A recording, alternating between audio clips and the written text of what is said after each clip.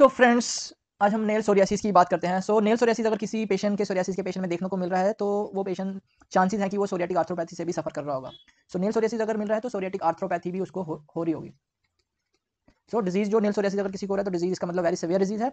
यहाँ पे देखते हैं हम क्या क्या नेल के फीचर्स मिलते हैं। नेल सोरियासिस ये नॉर्मल नेल है, दिस इज नॉर्मल, और ये है पिटिंग ऑफ द नेल। इसमें स्मॉल स्मॉल डिप्रेशन मिलती है हमें नेल प्लेट में and it is called the pitting of the nail. यहाँ मैं एक चीज और बताना चाहता हूँ, पिटिंग ऑफ द नेल और कौन कौन सी कंडीशन में मिलता है। सोरियासिस में तो मिलता ही है, इसके अलावा एक्जिमा में मिलता है, और एलोपेशिया एरियाटा एक कंडीशन होती है उसमें भी मिलता है nail psoriasis, sorry pitting of the nail. इसके अलावा ऑन्कोलिसिस क्या होता है? ऑन्कोलिसिस में होता क्या है कि जो नेल प्लेट होती है वो नेल बेड से सेपरेट हो जाती है, उसे कहते हैं हम ऑन्कोलिसिस।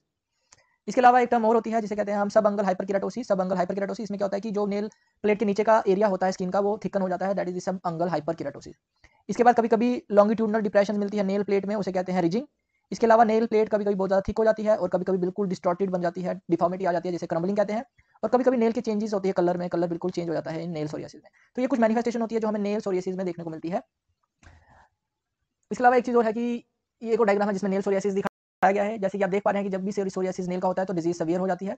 जैसे कि हमने देखा स्मॉल डिप्रेशन जिसे पिटिंग कहते हैं, ये व्हाइट कलर का पैच है नेल प्लेट में, दिस इज ल्यूकोनिकिया। यहाँ पे नेल पूरा डिस्टॉर्टेड हो गया है जिसे क्रम्बलिंग कहा जाता है, और यहाँ टिश्यू की ग्रोथ हो गई है बहुत ज्यादा, दैट इज सबअंगल हाइपरकेराटोसिस। यहाँ पे नेल प्लेट नेल बेड से सेपरेट हो रही है, ऑन्कोलिसिस।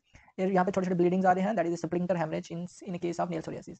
यहाँ पे हम कुछ फैक्टर्स होते हैं जैसे प्रेसिपिटेटिंग फैक्टर्स फॉर सोरियासिस जिसकी वजह से सोरियासिस बिगड़ जाता है, वो हम डिस्कस करते हैं। सबसे पहले साइकोलॉजिकल फैक्टर होते हैं जैसे एंग्जाइटी हो गया, डिप्रेशन हो गया, मेनिया हो गया, इन सब में नेल सोरियासिस की तीव्रता बढ़ जाती है। इसके साथ साथ विंटर में भी नेल सोरियासिस काफ़ी ज़्यादा खराब हो जाता है। इसके अलावा और कंडीशन होती है जैसे कि ड्रग्स कर सकते हैं, जैसे कि बीटा ब्लॉकर्स, एस इनहिबिटर्स, इसके बाद अल्कोहल और एंटी मलेरियल्स। अगर कोई पेशेंट इन ड्रग्स पे है, एंटी मलेरियल पे है, एस इनहिबिटर या अल्कोहल पे है, तो उसकी वजह से सोरियासिस और भी ज़्यादा खराब हो सकता है। इसके अलावा और इन्फेक्शन होती है जैसे कि बीटा हिमोलिटिक स्ट्रेप्टोकोकाई अगर इन्फेक्शन करता है तो सोरियासिस की कंडीशन और खराब हो जाती है। इसके साथ साथ सनबर्न और mechanical injury, sunburn and mechanical injuries, ये इंजरीज की वजह से भी सोरियासिस बिगड़ जाता है। अब हम कुछ स्किन लीजन्स की बात करते हैं, क्या क्या स्किन लीजन्स होते हैं बॉडी में उसको डिस्कस करते हैं। सबसे पहले बात करते हैं कि मैक्यूल क्या होता है, मैक्यूल और पैच क्या होता है। मैक्यूल और पैच ये दोनों एक ऐसे स्किन लीजन है जो ना तो स्किन के ऊपर होते हैं ना तो स्किन के नीचे होते हैं, ये बिल्कुल स्किन के साथ होते हैं, फ्लैट लीजन होते हैं। और ये स्किन का कलर डिस्कलरेशन होता है, ओनली स्किन का कलर डिस्कलर स्किन मिलती है हमें। और मैक्यूल का साइज होता है 1 सेंटीमीटर से कम और पैच का साइज होता है 1 सेंटीमीटर से ज़्यादा। अगर किसी को 1 सेंटीमीटर से ज़्यादा स्किन डिस्कलर्ड मिल रही है तो वो पैच हो गया, और 1 सेंटीमीटर से कम स्किन डिस्कलर्ड मिलती है तो वो मैक्यूल हो गया। एक टर्म होती है जिसे कहते हैं पैपुल वर्सेस प्लेक।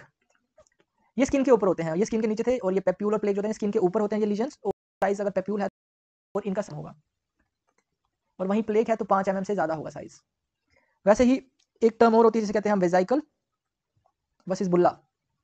इन दोनों में फ्लूइड रहता है, पानी रहता है, और जो वेजाइकल होता है उसका साइज छोटा होता है, छोटा 5 mm से कम, और वही बुल्ला होता है वो 5 mm से ज़्यादा होता है फ्लूइड लीजन के अंदर, 5 mm से ज़्यादा। वैसे एक टर्म और है जिसे कहते हैं नोड्यूल। नोड्यूल एक सॉलिड लीजन रहता है, सॉलिड एलिवेशन रहती है स्किन के ऊपर। नोड्यूल जो होती है सॉलिड एलिवेशन रहती है स्किन के ऊपर, और ये 5 mm से बड़ा होता है, और ये सॉलिड होता है, इसमें फ्लूइड नहीं होता, ये 5 mm से बड़ा होता है, तो ये हो गया नोड्यूल।